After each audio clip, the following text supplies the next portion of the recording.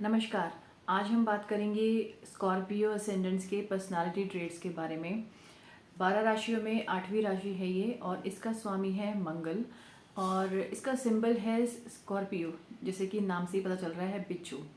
तो बिच्छू कैसा होता है? चुपके से आपको काट के चला जाता है। तो स्कॉर्पियो असेंडेंट्स भी इसी टाइप के थोड़े होते हैं, इनकी पर्सनालिटी।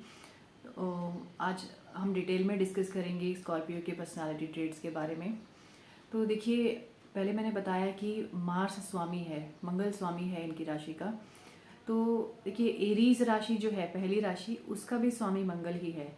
लेकिन एरीज राशि में मंगल का फ्लेवर जो होता है एग्रेशन, एक्सट्रीम एग्रेशन या इम्पल्सिवनेस होती है।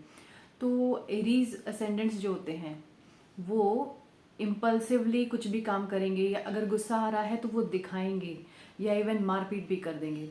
लेकिन स्कॉर्पियो का मार्स का जो है फ्लेवर चेंज हो जाता है। इनको गुस्सा तो आता है लेकिन ये गुस्सा अपना पी जाते हैं, ये अपना गुस्सा दिखाते नहीं हैं।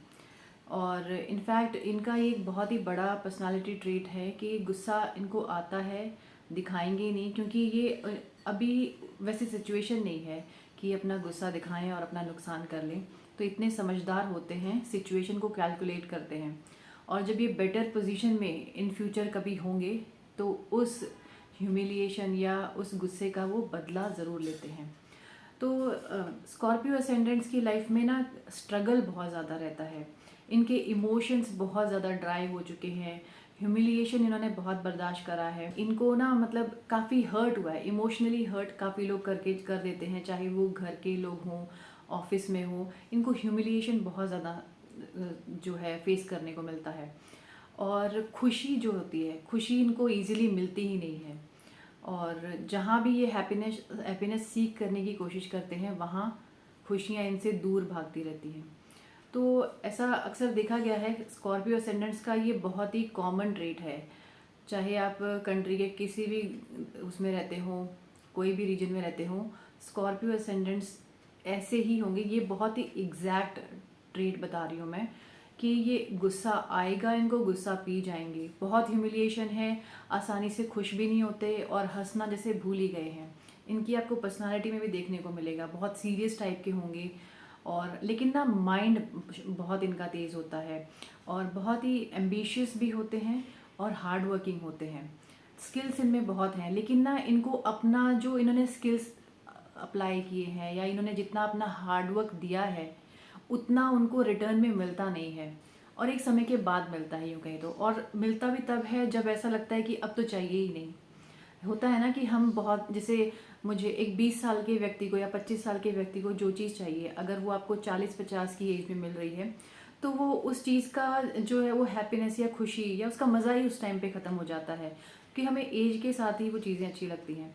अगर आप एक एग्जाम्पल के तौर पे समझाती हूँ, बाइक चाहिए, आप 25 साल के लड़के हैं, कॉलेज जाते हैं या कॉलेज पास आउट हैं, तो उसको आपने पहली बाइक खरीदी, आपको जितनी खुशी उस एज में होगी ना, 50 साल की एज में अगर आपको बाइक मिल रही है, मान लीजिए आपको तब नहीं मिली 20-25 की एज में, आपको 40-45 या उसके बाद मिल रही है, उसकी खुशी के कुछ मायने नहीं रहेंगे। तो इनकी लाइफ का ये एक कॉमन फ्लेवर रहता है कि इनको चीज़ें बहुत लेट मिलती हैं लाइफ में।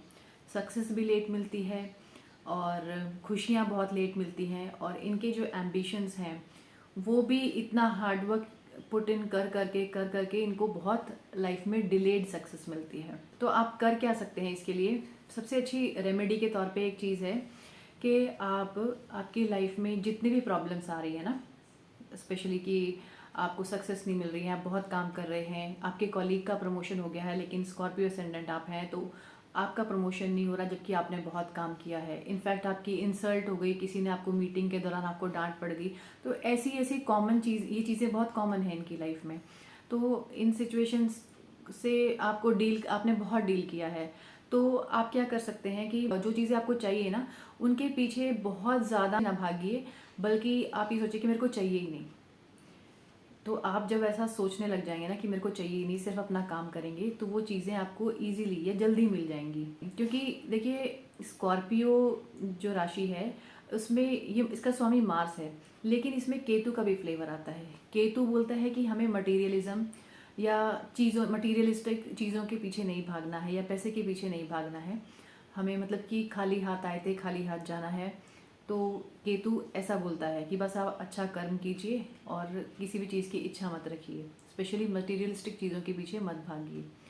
तो इसमें ना जब मार्स की जो एनर्जी है, आप करेज ले, आप में पॉजिटिविटी रखिए, आप मार्स की करेज रखिए आप में, ठीक है। अपने काम में आप में एग्रेशन हो, लेकिन वो भी एक लिमिट में हो। लेकिन आप केतु को लेकर आइए अपनी पर्सनालिटी में कि चीज़ों के पीछे थोड़ा भागना कम कर दीजिए, अपने काम पे फोकस कीजिए। तो चीज़ें आपको जो जो भी चीज़ आप चाहते हैं वो थोड़ा जल्दी मिल जाएंगी या इजीली भी मिल जाएंगी।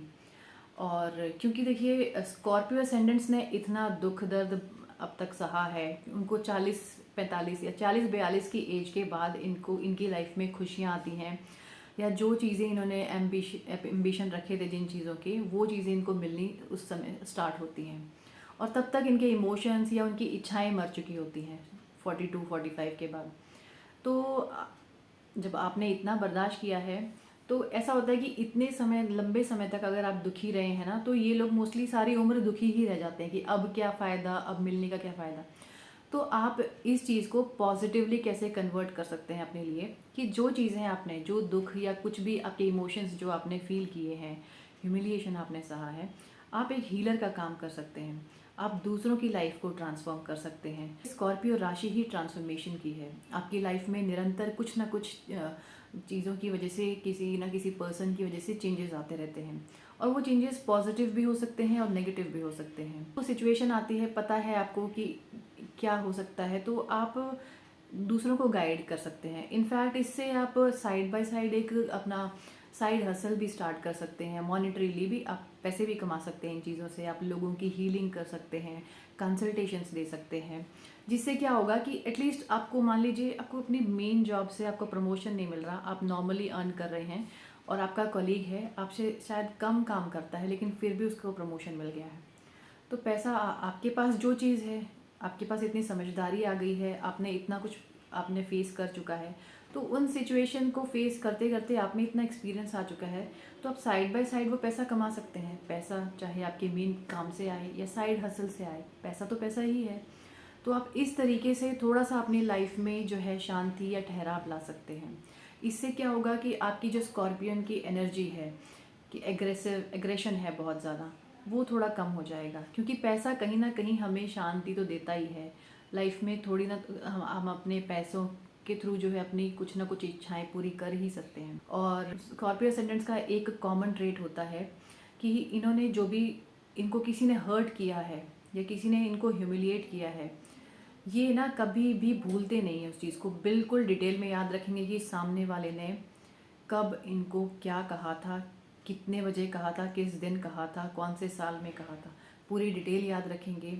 और जब बेटर पोजीशन आएगी ना तो ज़रूर बदला लेंगे। जैसे स्कॉर्पियो या बिच्छू जो होता है, पीछे से एकदम से चुपके से काट के चला जाता है ना, ऐसे ही स्कॉर्पियंस भी बदला ज़रूर लेते हैं। और बदला तभी लेते हैं अगर बेटर पोजीशन में आ जाए। अदरवाइज़ तो जो नीचे है, मान लीजिए नीचे तबके में है, आपकी सिचुएशन सेम बनी हुई है, फिर तो आप बदला ले ही नहीं सकते ना, क्योंकि आपको पता है कि आप फंस जाएंगे, आप प्रॉब्लम में फंसेंगे।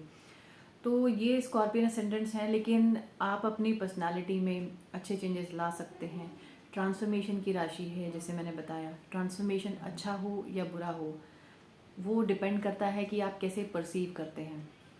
तो जैसे मान लीजिए कि कोई इससे ये भी आप जान सकते हैं, जैसे ये स्कॉर्पियन असेंडेंट्स की मैं बात कर रही हूँ। इनफैक्ट स्कॉर्पियन राशि आपकी कुंडली में जो स्कॉर्पियन असेंडेंट्स नहीं भी हैं, तो कहाँ से चेंजेस आ रहे हैं आपकी लाइफ में, उस चीज़ को आप कैसे पॉजिटिवली प्ले आउट कर सकते हैं अपनी लाइफ में, वो भी जान सकते हैं।